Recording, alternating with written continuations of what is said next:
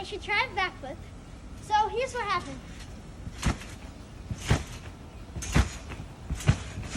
That's right. That was the first one.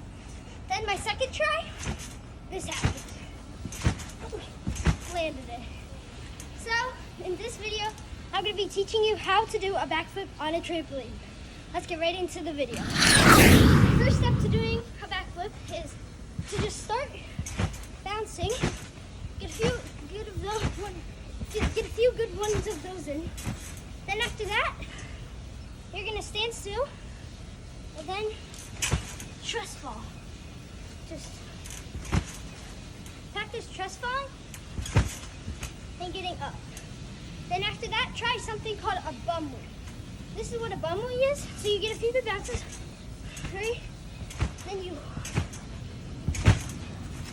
land on your back and fall back like that. And after you do that a few times,